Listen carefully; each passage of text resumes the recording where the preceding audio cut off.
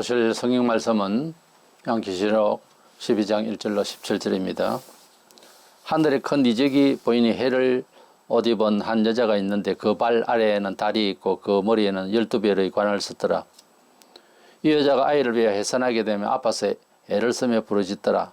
하늘에 또 다른 이적이 보이니 보라 한 큰 붉은 용이 있어 머리가 7이여 뿔이 10이라. 그 여러 머리에 7 왕관이 있는데 그 꼬리가 하늘의 별 3분의 1을 끌어다가 땅에 던지더라. 용이 해산하려는 여자 앞에서 그가 해산하면 그 아이를 삼키고자 하더니 여자가 아들을 낳으니 이는 장차 철장으로 만국을 다스릴 남자라. 그 아이를 하나님 앞과 그 보좌 앞으로 올려가더라. 그 여자가 광야로 도망하며 거기서 1260일 동안 그를 양육하기 위하여 하나님께서 예비하신 곳이 있더라. 하늘에 전쟁이 있으니 미가엘과 그의 사자들이 용과 더불어 싸울세 용과 그의 사자들도 싸우나 이기지 못하여 다시 하늘에서 그들이 있을 곳을 얻지 못한지라. 큰 용이 내어 쫓기니 예뱀 곧 마귀라고도 하고 사탄이라고도 하며 온천하를 꿰는 자라. 그가 땅으로 내어 쫓기니 그의 사자들도 그와 함께 내어 쫓기니라. 내가 또 들으니 하늘에 큰 음성이 있어 이르되 이제 우리 하나님의 구원과 능력과 나라와 또 그의 그리스도의 권세가 나타났으니 우리의 행제들을 참수하던 자 곧 우리 하나님 앞에서 밤낮 참수하던 자가 쫓겨났고 또 우리 행제들이 어린 양의 피와 자기들의 정언하는 말씀으로서 그를 이겼으니 그들은 죽기까지 자기들의 생명을 아끼지 아니하였도다. 그러므로 하늘과 그 가운데에 거하는 자들은 즐거워하라. 그러나 땅과 바다는 화해 있을진저 이는 마귀가 자기의 때가 얼마 남지 않은 줄 알므로 크게 분내어 너희에게 내려갔음이라 하더라. 용이 자기가 땅으로 내어 쫓긴 것을 보고 남자를 낳은 여자를 박해하는지라. 그 여자가 큰 독수리의 2날개를 받아 광야 자기 곳으로 날아가 거기서 그 뱀의 낯을 피하여 한 때와 2때와 반 때를 양육받으며 여자의 뒤에서 뱀이 그 입으로 물을 강같이 토하여 여자를 물에 떠내려가게 하려 하되 땅이 여자를 도와 그 입을 벌려 용 입에서 토한 강물을 삼키니 용이 여자에게 분노하여 돌아가서 그 여자의 남은 자손 곧 하나님의 계명을 지키며 예수의 증거를 가진 자들과 더불어 싸우려고 바다 모래 위에 서 있더라. 아멘. 계시록은 여자가 셋 나오는데 이세벨이 있고 또 붉은빛 짐승을 탄 여자로 표현된 여자가 있고 본장에 아이를 낳은 여자가 나옵니다. 이 본장에 아이가 누구를 상징하느냐 하는 해석에 있어서 계시록 혹은 종말론을 이해하는데 큰 차이를 둡니다. 보통 이제 여자 그러면은 신랑 대신 예수, 그리고 신부된 교회, 뭐 교회다 이렇게 먼저 복음적 해석이라 할까요? 의미로서 보는 그런 복음적 해석을 가지고서 계시록을 해석을 하려고 하면은 역사성도 없고 예언적인 그런 계시의 의미도 없어져요. 그래서 이 본문에 있는 여자를 어떤 여자로 또 우리 말세에 있어서 이 여자가 무엇인지를 잘 알기를 원합니다. 먼저는 남자아이를 낳은 여자로 나옵니다. 그 여자는 특별한 남자아이를 낳았는데 5절에 여자가 아들을 낳으니 이는 장차 철장으로 만국을 다스릴 남자라. 그 아이를 하나님 앞과 그 보좌 앞으로 올려가더라 그랬습니다. 이 여자가 아이를 낳았는데 아이가 만국을 철장으로 다스릴 남자라 그랬어요. 대부분 이 아이를 자꾸 이제 교회로 생각을 하지만은 그러나 이 여자는 신랑 예수 신부 교회라는 공식이 아니고 예수님께서 이 세상에 오셔서 사실 교회를 만드셨어요. 그렇기 때문에 이 여자가 교회가 되어버리면 교회가 예수를 낳았다 이렇게 이제 역사가 뒤집어지는 그런 이해를 원하기 때문에 그렇게 해석해 나갈 수가 없어요. 철장을 가지고 만국을 다스린다 하니까 예수님을 상징하는데요. 계시록 2장 17, 19장 15절 등에서 예수님에 대해서 그 권세에 대해서 설명을 할 때 그렇게 했습니다. 때문에 이 아이는 분명히 예수인데 그래서 유대교에서 기독교가 나오고 마리아가 예수를 낳았다 이렇게 이해해야 되지 교회가 이 여자가 철장을 가지고서 만국을 다스릴 또 예수를 낳았다 이러면 예수가 오고 난 뒤 교회가 나오잖아요. 그래서 앞뒤 역사를 바꿔 넣을 수가 없고 또 그렇게 억지로 해석을 할 수가 없어요. 하나님은 뜻으로는 시공간을 초월하지만 역사성은 언제나 과거가 있고 현재가 있고 미래가 있는 겁니다.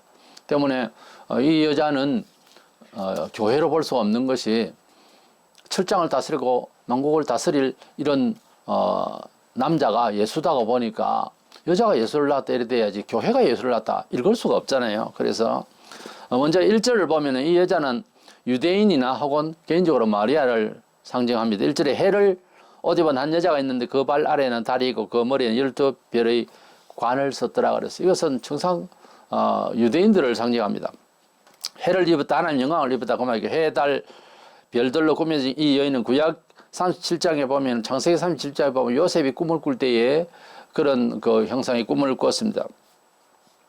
해와 달은 아버지 어머니고 12별은 이제 그 형제들을 말합니다. 그래서 유대인들을 상징해요, 사실은. 그러므로 이 장면에서 여자가 아이를 낳았다 할 때 이 여자는 유대교, 직접적으로 마리아를 뜻합니다. 때문에 교회로 읽으면은 앞뒤 문맥에 계시록 전체에 문제가 생깁니다. 그러면서도 대부분 여자는 뭐 교회다 이렇게 인식을 하고 있고 계시록에는 여자가 3명이나 나오는데 아무나 보고 교회를 하면 안 된다고 말이에요. 같은 뱀이라도 지혜를 상징할 때가 있고 예수님 행동을 하실 때 그랬습니다. 그리고 사탄을 상징할 때가 있거든요. 때문에 편협적인 생각을 버리시기 바랍니다. 두 번째로는 아이를 낳을 때 고통을 받았는데 이것은 예수님 탄생 시에 환난을 받았던 것을 뜻합니다. 마리아가 아이를 낳을 때에 상당히 상황이 안 좋았어요. 개인적인 그런 환경적인 보다 헤롯 왕이 죽이려고 하는 이런 아주 무서운 그런 그 역사성이 있습니다. 2절에 이 여자가 아이를 베어 해산하게 되면 아파서 애를 쓰며 부르짖더라 그랬습니다. 헤롯이 예수님 탄생을 전후 계산해서 2살 아래로 그 주변의 아이들을 다 죽였어요. 왜냐하면 예수님 죽이려고. 어떤 면에서 간접적인 순교를 당한 거예요. 이런 고통스러운 주님의 탄생의 그 시대적 상황, 그때의 그 정치적 상황, 이 모든 것들은 이 여자를 하여가 너무 고통스러운 그런 상황을 연출하게 된 거죠. 머리가 7이고 뿔이 여린 용이 해산하는 여자 앞에서 아이를 삼키고자 했는데 아이가 보좌 앞으로 올라갔다고 그랬습니다. 이것은 예수님의 성천을 말하죠. 그래서 그렇게 읽으면 아무 어려움이 없습니다. 그럼 이 말세에 왜 이런 이야기를 꼭 해야 되느냐? 그 내용이 이어집니다. 이 여인이 즉 유대교인들이 어떤 사람이길래 하나님의 보호를 받느냐는 거죠.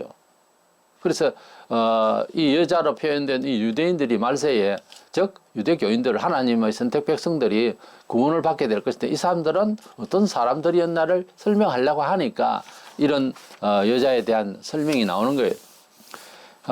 헤롯 왕이 동방 박사들에게 아이를 찾으면 나도 경배하게 하라 하고 거짓말을 하면서 그래서 꿈에 나타나서 동방 박사들을 하나님께서는 다른 길로 가게 하시고 그것을 알게 된 헤롯은 2살 내에 모두 다 아이를 죽이는 이런 엄청난 무서운 일을 벌였죠. 그래서 세 번째로는 그 여인은 말세에 도망을 가게 되는 내용이 나옵니다. 6절에 보면 그 여자가 광야로 도망하며 거기서 1260일 동안 그를 양육하기 위하여 하나님께서 예비하신 곳이 있더라 그랬어요. 이 여자가 광야로 도망가서 1260일 동안 양육을 받는다 이러니까 이 여자는 예수 재림하기 전까지의 교회고 여자를 교회로 보니까 1263년 반 이것은 뭐 교회 기간을 말하고 그리고 양육을 받는다는 말씀을 받는다 뭐 이렇게 갖다 붙이면 우리가 성경을 이해할 때에는 몇 가지 요소가 있어요. 역사적인 그런 내용도 있고요. 또 의미로 봐야 되는 내용이 있고요. 예언적으로 봐야 될 내용들이 다 있어요. 근데 아무리 그렇게 심볼리즘으로 상징주의로 보면은 안 됩니다. 이것은 말세에 있을 유대교인들의 구원받는 모습을 말하는 거예요.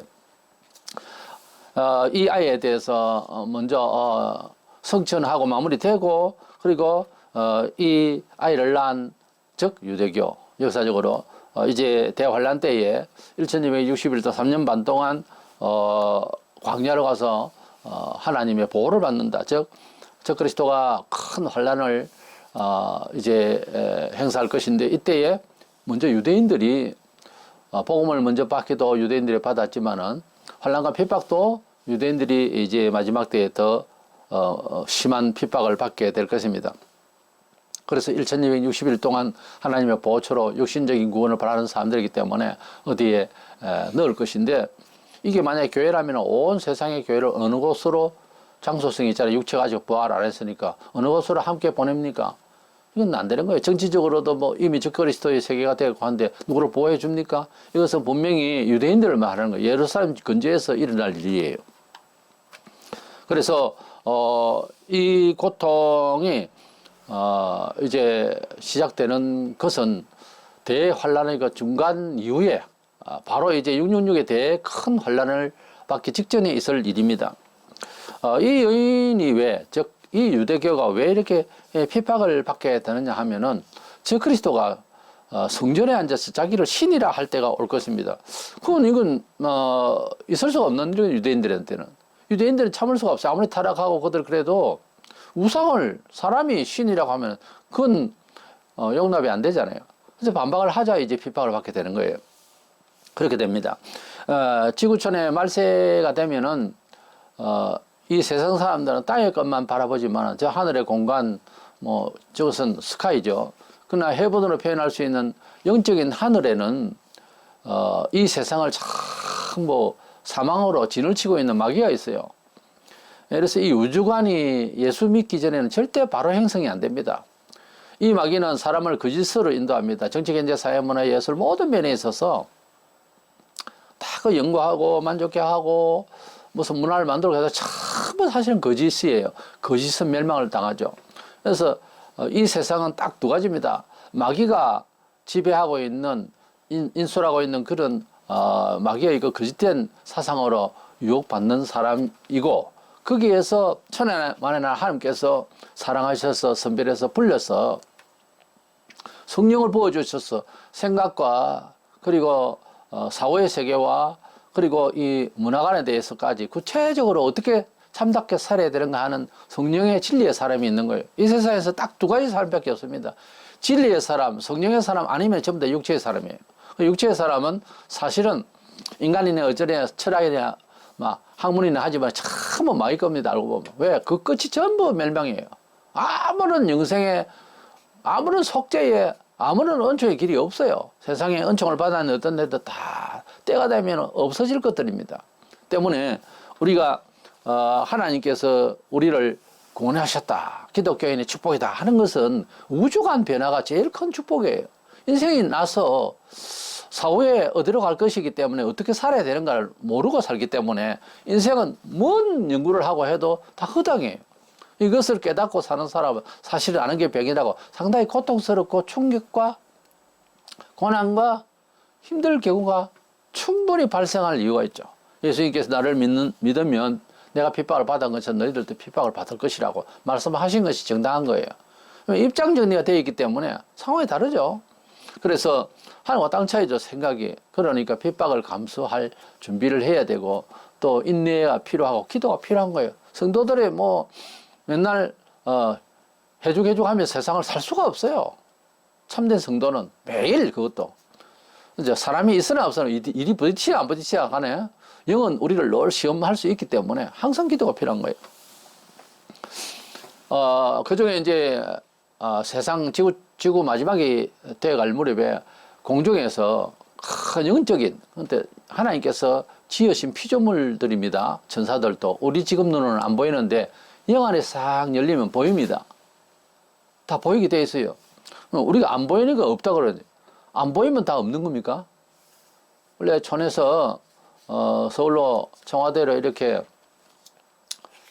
수학여행도 가고 그랬었습니다. 서울 갔다 와서 와, 서울에는 차가 많고 빌딩이 뭐 굉장히 높은 것들이 있고 그러면 안 가본 사람은 그런 거 없다는 거. 왜? 촌에서 본 적이 없거든. 그래서 안 보고 경험 못 하고 영 안에 안 열리면 무조건 없다는 거예요. 그게 인간의 지식의 한계입니다. 그건 고집도 아니고 무식이죠. 그런데 그것을 끝까지 그렇게 믿는 거예요. 이게 보통 문제가 아니에요. 사람이 잘못 믿고 평생 가는 수가 있어요. 이단들에게 빠진 사람들은 계속 확신을 하고 즐거움을 가지고 나름대로 하지만은 그건 잘못된 것도 확신할 수 있어요, 사람이. 그래서 참 난처해요. 사람이 가지고 있는 판단 능력이라고 하는 것이 너무 문제가 많아요. 그래서 객관성, 전통성, 그런 문화성, 윤리성, 심지어 도덕성까지 다 살펴야 되는 거예요. 한 사람이 메신저로서 역할을 하거나 교회가 형성이 되거나 사회에서 반응을 일으킬 때 진리로 인한 핍박은 어쩔 수가 없어요. 그러나 객관성이 없고 사회윤리성도 빠지고 문제가 있는 이런 사상들이 교회에 많고 그것이 집약되고 그것이 진짜 문제거리다. 그걸 이단이라고 그래요. 그래서 우리는 교회가 세상의 빛이라고 그랬지 문제거리가 되라고 하지는 않거든요.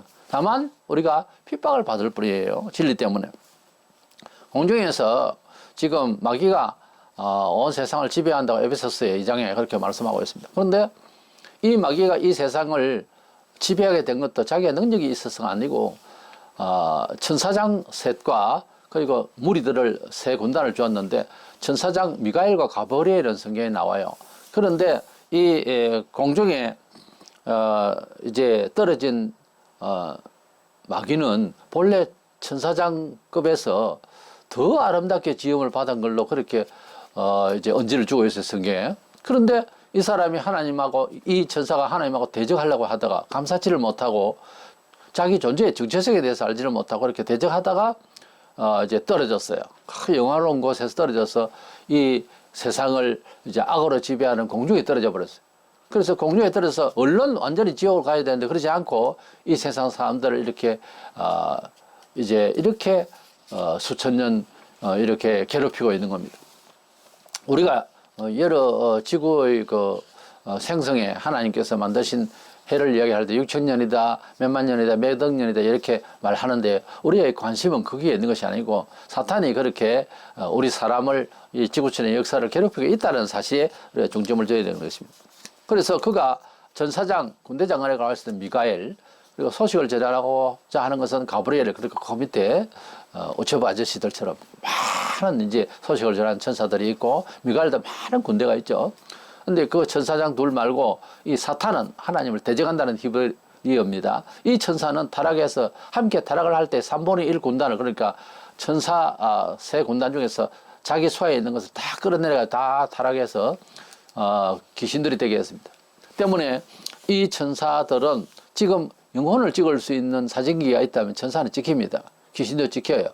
그래서 이 귀신들이 함께 이제 땅에 떨어지게 될 날이 옵니다. 왜냐하면 그 대장인 사탄이 미가엘과 전쟁을 해서 싸워서 패배를 했어요. 그래서 슝 하고 완전히 떨어졌는데 그냥 우리 눈으로는 안 보이지만은 떨어졌는데 이 세계가 자기 지배권 안에서 사망으로 지배하던 그 영이 그 권세력이 떨어진 거죠. 떨어지면서 이 세계를 지배할 적그리스도 마음속에 쑥 들어갑니다. 들어가니까 이 마음이 전에는 뭐 정치적인 생각을 가지고 했는지 모르지만 악한 정치 생각. 근데 지금은 상황이 다른 거예요. 마귀가 딱 돌아오니까 자기 생각이 아닌 거예요. 여기서부터 이제 그는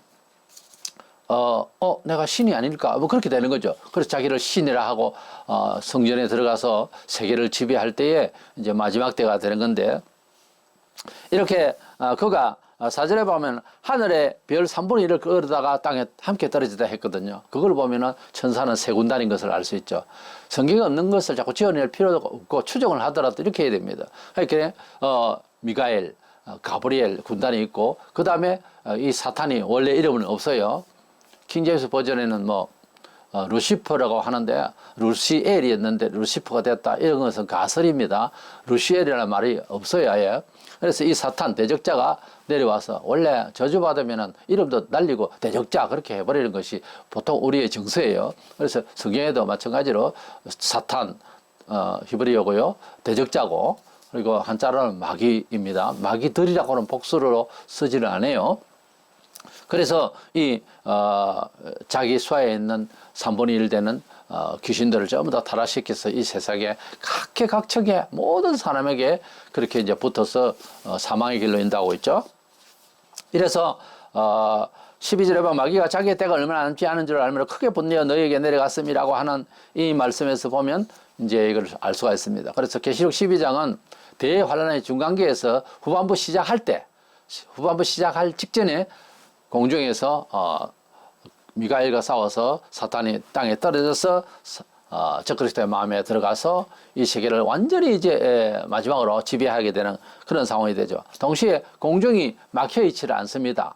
왜냐하면 악으로 진을 치어 있던 것이 막혀지지 않기 때문에 우리 성도들이 영으로 기도하잖아요. 그럼 빨리 올라가요.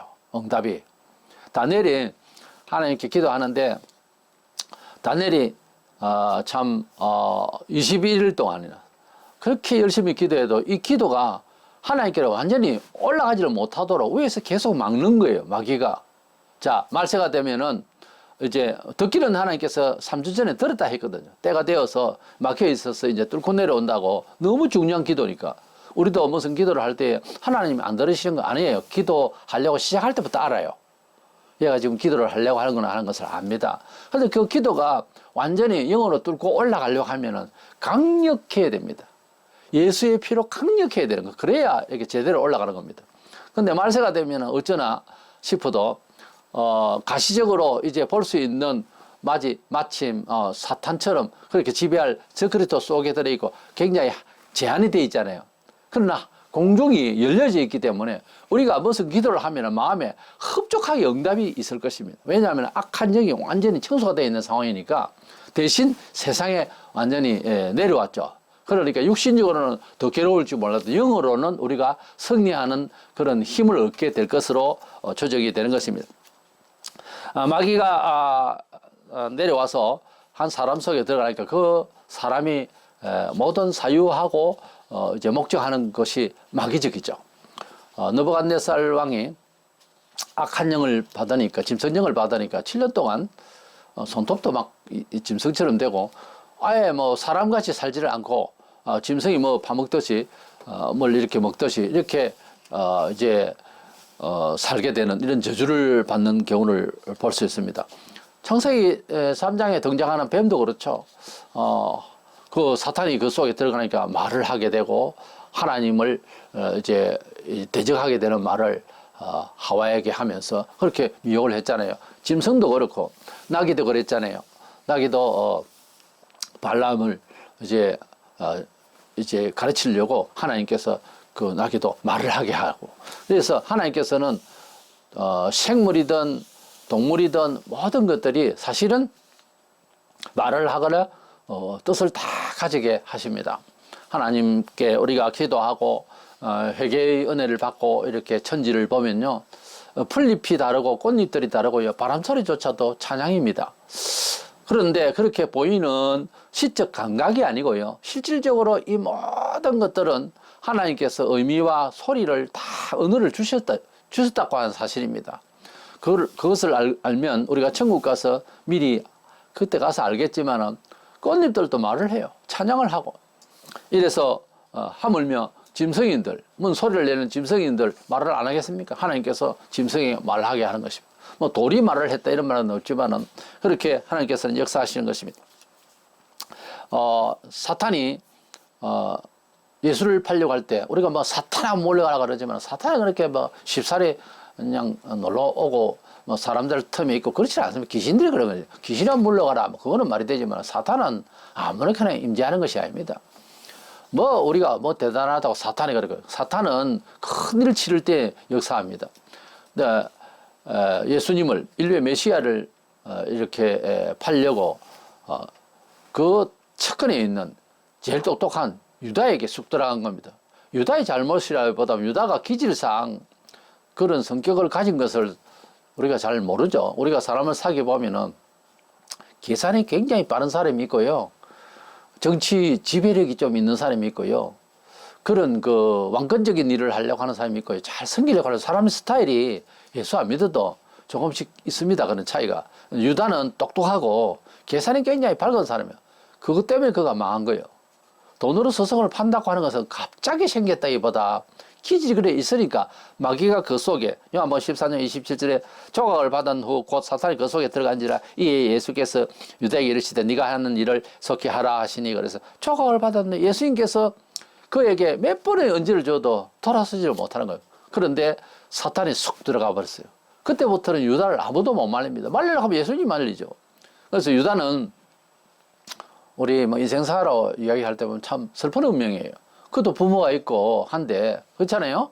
그런데 이 가룟 유다는 이렇게 인류의 메시아를 죽이게끔 하는 이런 일을 하게 돼서는 얼마나 비참합니까? 우리가 이 세상 살면서 뭐 지구촌이나 하는 연극 무대에서 이렇게 문학적으로 설명하자면 우리가 무슨 역을 맡았어 얼마만큼 그 역에 충실하다 가느냐 하는 것이 관건인데요.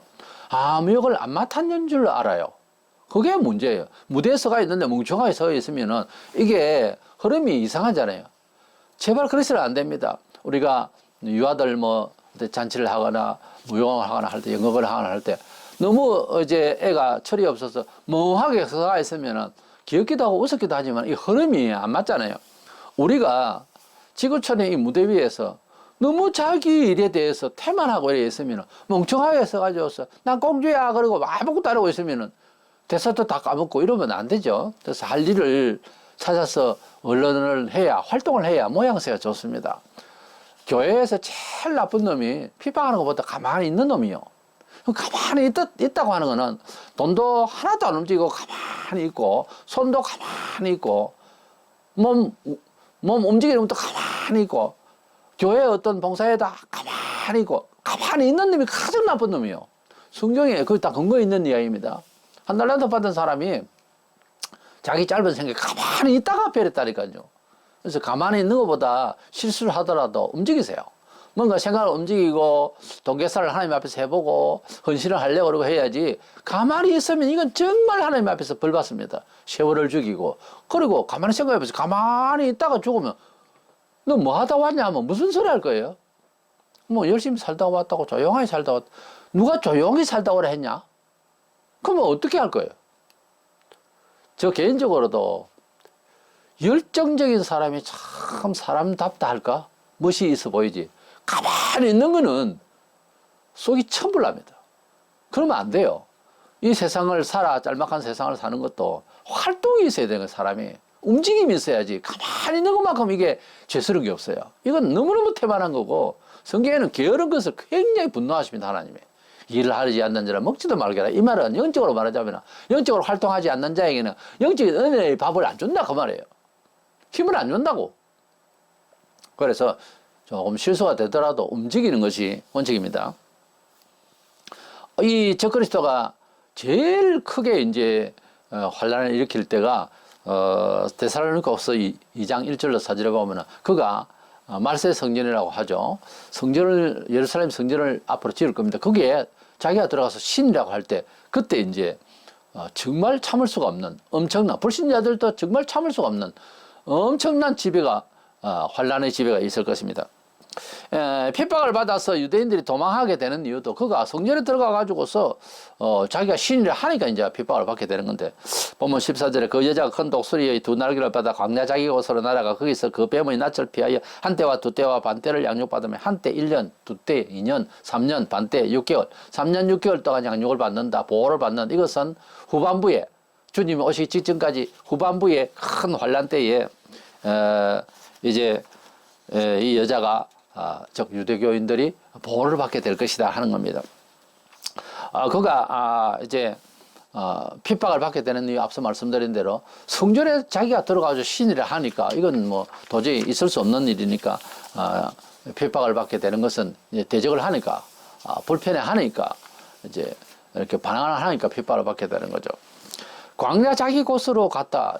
유대인들이 이 여자가 유대교를 말하는데 이 유대교인들이 광야 자기 곳으로 갔다. 이 말은 하나님께서 예비하신 곳으로 가는 거예요. 이사야 2장 10절에 보면 너희는 바위 틈에 들어가며 진토에 숨어 여호와의 위엄과 그 광대하심의 영광을 피하라. 그런 말씀이 있습니다.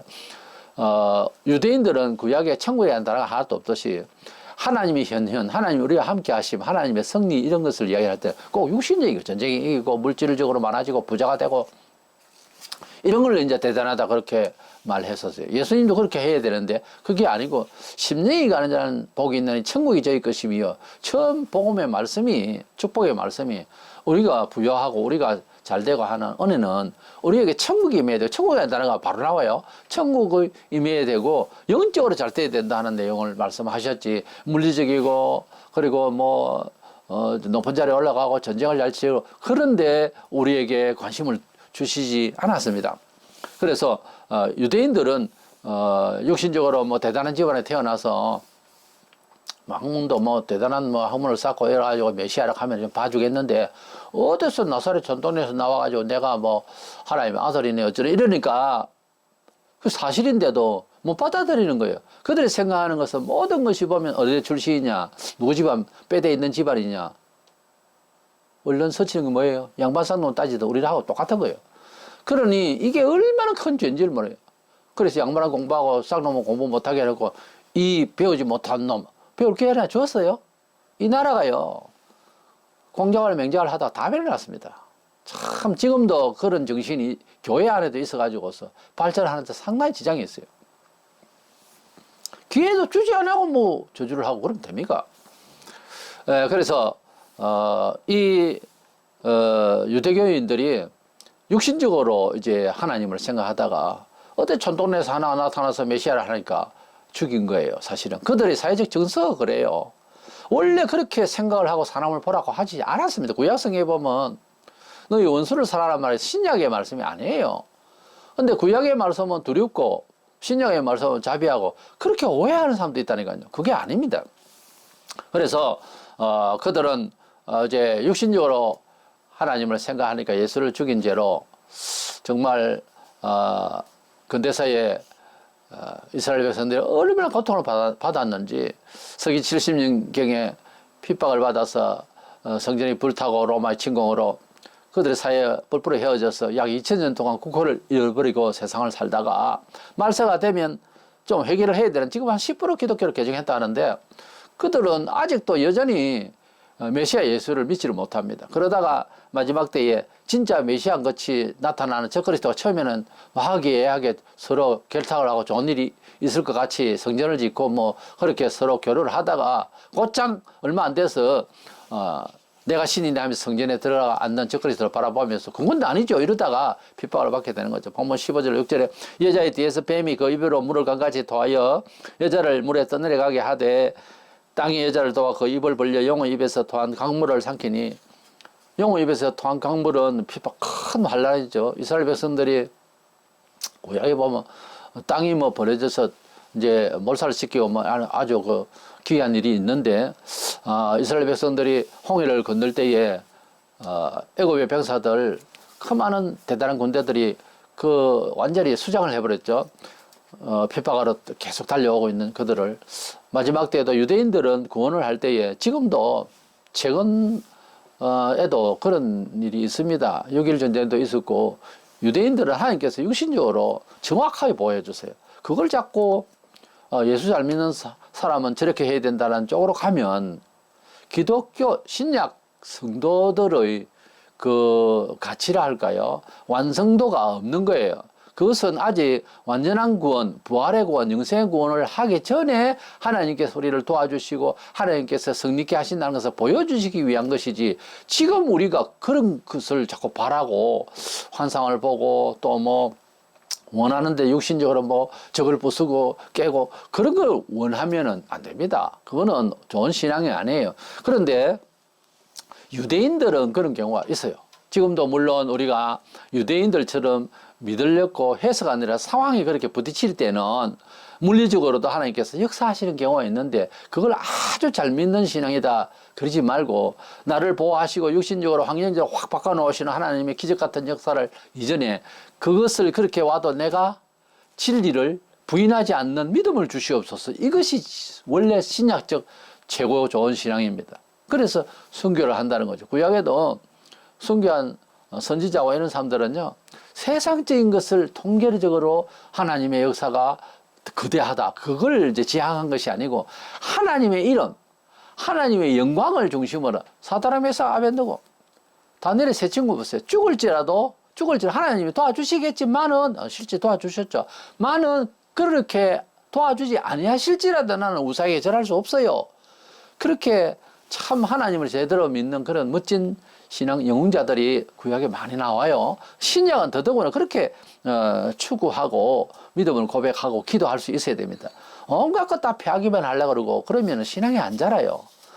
여우를 피해서 호랑이를 만난다고 뭐 이런저런 일로 가지고 물리적으로만 다 그냥 도와주시옵소서. 그러지 말고 이것을 이기고 이것을 통해서 더 거룩한 참 성자되는 마음으로 내 영혼이 그렇게 인격과 이제 그런 그 인성을 넘어서서 신령한 그런 단계로 내가 성숙할 수 있도록 잘 이기게 해 주시옵소서. 그리고 입술로 내 생활로 진리를 배반하지 않도록 해 주시옵소서. 이것이 더 중요하다는 거죠.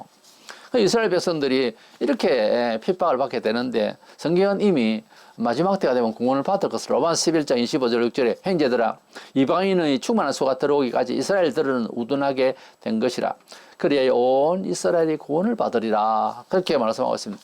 그래서 온 이스라엘이 구원을 받으리라. 계시록 12장 본장에서 그 일이 벌어진 거예요. 유대인들이 말때가 되면은 저 그리스도부터 핍박을 받아가지고서 저 그리스도 죽이려고 하는데 그를 이제 하나님께서 특별한 역사로 통해서 이렇게 땅이 그를 도와서 그의 핍박을 막고 땅은 어떤 면에 있어서는 교회를 상징해요. 그래서 그를 이제 보호를 해줘서 도망가게 해서 그가 후 3년 반이라고 볼 수도 있는데요. 그래서 후반부에 예수 오시기 전까지 갇혀서 주여 우리가 잘못됐습니다 하고 이제 굴에 들어가서 큰 바위 틈으로 들어가서 그들이 이제 안전한 곳에서 3년 동안 뭘 먹지 몰라요 저는. 그러나 여러 탐사들을 고고학자들과 지금 현재 또 밝혀지는 바로는 큰 이제 터널 같은 엄청난 산 동굴이 있는데 그곳에서 해마다 이제 음식을 바꾸면서 몇 년 동안 먹을 수 있는 것을 양식을 제공해 놓고 피신할 자리를 해 두고 있다 하는 말도 있어요. 어쨌든 하나님께서는 그들을 도와주실 것입니다. 이래서 이 피신한 그 여자가 교회라면 세계 곳곳에 교회가 퍼져 있는데 이게 한목에 다 같이 와가지고 어디로 피합니까? 이건 아니잖아요. 해석에 무리가 있다고. 힘이 들어. 그렇게 해석하기에는. 왜냐하면 시공간적으로 안 맞는 그래서 이 교회는, 이 여자는 누구다? 교회가 아니고 유대교다 하는 겁니다. 개인적으로 마리아다 하는 겁니다. 두 번째로 그 여인의 자손이 나오는데요. 그 여자는 환난을 받아서 어디를 피신하고 이제 했는데, 그런데 이어서 그 여인의 후손들이 등장을 해요. 17절에 용이 여자에게 분노하여 돌아가서 용은 그 여자를 이제 놓치고 어디로 이제 피신에 들어가 버리고 없고 그 여자의 남은 자손 곧 하나님의 계명을 지키며 이 하나님의 계명을 지킨다고 하는 것은 유대적이죠. 좀 우리도 오게도 해당 사항이지만 그러나 예수를 증거를 가진 자들과 더불어 싸우려고 그러니까 하나님의 계명을 가지고 예수의 증거를 가진 자는 개종한 유대인들이죠. 또는 예수 믿는 자들이죠. 이래서 이런 자들을 저 그리스도가 바다 모래 위에 서서 그러니까 바다는 세상을 한 이야기가 그러니까 이 세속의 모든 그리스도인들 개종한 유대인들 하나님 계명도 있고 예수도 믿는 개종한 유대인들과 기독교 개종한 유대인들과 예수 믿는 모든 하나님 믿는 사람들을 이제 핍박하려고 시작난 겁니다. 바다 모래에 섰다는 것은 아주 이제 세상적으로 정치적으로 괴롭히려고 하는 그런 시기가 왔다는 거죠. 13장 계시록 13장 1절에 보면은 내가 보니 바다에서 한 짐승이 나오는데 뿔이 열이요 머리가 7이라 했는데 다음 주에 보겠습니다만 이 바다에서 한 짐승이 나오더라면 바다는 세속을 말해요. 세상에서 세계를 지배하는 그런 큰 인물이 나올 것이다. 뿔이 열이요 머리가 7이라는 뿔이 열이라는 것은 쉽게 구기고 머리가 7이라 하는 것은 그 주도자는 7명이 된다. 그러면 세 나라는 거기에 포함이 된다는 거죠. 그래서 즉 열이라고 하는 숫자는 세상의 만소예요. 세상에 강력한 군대를 가진 나라가 합세져서 7 완벽하게 지배할 사람들을 수치적으로 그렇게 나올 수가 있습니다. 7머리. 7명 중에서 대표로 하나가 이제 나와야 되겠죠. 그 사람이 바로 8번째의 왕이 되는 거죠. 그것이 저 그리스도가 됩니다. 이래서 이들이 이제 이 세계를 완전히 통째로 확실하게 아주 무섭게 지배할 그런 내용이 이제 후반부에 시작되는 것이 14장에 나옵니다. 바로 직전에 유대인들은 도망가게 되는 이 666의 대핍박은 사실은 피하게 되는 이런 상황. 그들은 감당하지를 못해요. 절대로 감당을 못해요. 우리 기독교인이라야 또 개종한 유대인처럼 기독교를 개종한 유대인처럼 예수를 믿는 사람이라야 666의 핍박을 대적을 할 수 있지. 그 유대인들은 또 하지도 못해요. 그래서 이제 다른 데로 도망가게 하는 겁니다. 본장한 여인을 교회로 해석을 하면 안 되는 이유가요. 세 가지로 나는 추려서 보는데, 첫 번째는 교회가 예수를 낳았다 라고 읽어야 하기 때문에, 예수가 교회를 낳았다 이래야 되잖아요. 근데 교회가, 즉 여자가 예수를 낳았다, 그러니까 여자가 교회다 이럴 때 교회가 예수를 낳았다 이렇게 읽어야 하니까 옳지 않잖아요. 사실 교회를 낳는 것은 예수죠. 그러니까 마리아가 예수를 낳고 예수가 교회를 낳아야 되는데, 여자가 교회가 예수를 낳았다. 예수가 나오고 난 뒤에 교회가 왔지. 여자를 교회로 보면은 이게 역사가 뒤바뀌기 때문에 안 맞아 들어갑니다, 해석이. 그리고 지상 모든 교회가 한 곳으로 다 피신을 할 수가 없어요. 본장에 있는 여자의 피신 행위를 중간 휴거설이니 이런 말도 하는 경우도 있고요. 신약의 모든 교회의 역사를 이제 마무리하고 구원받는 그런 그림이다. 이건요, 앞뒤 말이 안 되는 거예요. 뭔 구원을 어디 도망가고 온 지상교회가 한 곳을 어디로 도망가요? 천국 가요? 그 뒤에 이어지는 성도들은 뭔데요? 13장에 바로 또 성도들이 나온다니까요. 그러니까 말도 안 되는 그런 상징주의로 무슨 의미로만 보는, 국지적으로 의미로만 생각하면 안 됩니다. 불신자들이 보면은 이웃을 불쌍히 여기라, 돈 주시오, 달라는 자에게 주라, 그 성경 구절만 가지고서 만약에 도전을 한다 그러면 일하지도 않는 사람 먹지도 말게 하라는 구절은 압니까? 이렇게 말하면 할 말이 없잖아요. 그래서 성경을 편협적으로 보면 안 됩니다. 그리고 세 번째로는 피신한 교회라면은 우리가 뒤에 성도들이 핍박과 교회가 나옵니다, 계속. 때문에 이것은 말이 안 되는 거예요. 우리는 예수님이 재림하시고 난 뒤에 우리가 부활을 하게 되잖아요. 그런데 이 여자가 피신하는 것이 만약에 구원이라면은 예수님이 그 전에 재림을 하던 수가 있어야 될 것 아니에요. 그래서 자꾸 어려워집니다, 이게. 그래서 이 여자는 유대인이에요. 그냥 그렇게 보면, 말씀대로 보면은 아이를 낳은 여자 마리아죠. 그리고 그 여자의 후손은 남아있는 유대인들이죠. 기독교를 개종한 사람들. 그렇게 생각을 해야 되는 거예요. 그러므로 이 본장의 여인은 교회가 아니고 유대인을 뜻한다, 이렇게 생각하고 읽으면 아주 자연스럽습니다. 왜? 우리가 계시록을 보거나 종말론을 연구할 때 큰 착오를 내는 게, 우리가 사실 이방인으로서 양자고 하나님의 양자가 되었고 내식의 표현에 성경에 있는 대로요, 우리는 귀신이나 섬기고 별 볼일이 없었던 이방인들이었는데 구원해 준 것만 해도 감사하지, 유대인들을, 이스라엘 역사를 모르고 유대인을 모르고, 그러니까 구약은 필요 없다가 아니라 유대인을 아무 생각 없이 생각하는데 그러면 안 돼요. 우리는 범사에 그렇잖아요. 혜택을 받을 때 누구에 의해서 누구의 도움, 손길이 있잖아요. 그걸 좀 제발 생각을 하고 감사해야 되는데, 나는 누구보다 내가 잘났고 나는 누구보다 성실했고, 자꾸 그렇게만 생각하지 말고 나의 존재가 여기까지 오기까지는 얼마나 많은 도움의 손길들이 있었는가를 겸손하게 생각하면 다 생각날 거예요. 우리가 구원을 받았을 때에 유대인들이, 즉 12사도부터 시작해서 그 사람들이 노력 안 해줬으면은 우리에게 어떻게 복음이 와요? 그러니까 좀 제발 감사하고, 그래서 성경을 그런 마음으로 열어보면은 유대인들은요, 말세 세상 끝에는 반드시 구원을 받는다고 돼 있어요. 또 무리하게 유대인은 모르고 예수 팔았고 유다는 유대인을 죽였으니까 끝이다, 그렇게 하면 안 되고, 유대인들은 마지막 때가 되면은 결국은 적그리스도로부터 핍박을 받을 때에 하나님께서 보호처로 옮겨주신다. 그게 이 12장이에요. 그렇게 하면은 이제 계시록은 육신에 구원받을 유대인과 영적으로 구원받아야 할 기독교인이, 이제 백성이, 영육간의 백성이 이제 완전 구원이 이제 형성이 되는 이런 내용이죠. 아주 쉽잖아요. 그렇게 돼야 온전하게 우리가 성경을 보는 거고요. 유대인들은 그냥 멸망을 다 받아야 됩니까? 우리가 하나님을 믿는다 하지만은요, 유일하신 하나님에 대해서는 유대인들이 더 철저해요. 우리가 잘 믿는 것 같지요. 우리가 천국 이야기하면서도 극락을 생각하고요, 우리가 이방인으로서 예수 잘 믿는다 하면서도요, 유대인들의 정통성 있는 그 정확한 하나님에 대해서의 인지가 우리가 더 못해요. 그러니까 너무 그러지 말고, 우리는 마지막 때에 육신의 구원을 생각했던 유대인들은 정말 육신의 구원을 받는 것을 보게 될 것이고요, 우리는 영적으로 예수 그리스도 안에서 하나님 백성이 된 이 구원도 이제 완성을 이루게 될 것인데, 나는 육신의 구원을 백성이 됐으면 좋겠다. 그 생각을 하는데 너무 걱정하지 않아도 되는 것은 말세가 되면은 공중이 청소되니까 우리가 기도하면 아주 어줍지 않게 기도하는 것 같아도 하나님께서 바로 들어주시니까 왜? 공중이 청소됐잖아요. 왜 이 말이 통합니까? 다니엘이 기도할 때 공중이 막혀서 응답을 갖고 내렸는데 힘이 들었다고 하는 말이 나오거든요. 그러니까 우리의 기도가 시작하려 할 때부터 소리를 다 들어요, 하나님은. 다 듣는데 그게 올라오기까지는 더 열심히 해야 되는 거죠, 기도를. 그래서 기도는 응답이 될 때까지 기도하는 거예요, 원래. 기도를 하는데 안 됩니다. 잘 안 되네, 안 듣나? 그게 아니라니까요. 우리의 소원은 하나님 다 들으세요. 벌써 기도하라 그랬잖아요. 그러나 응답을 받기까지는 우리 마음을 어떻게 먹는지도 하나님 살피시고요.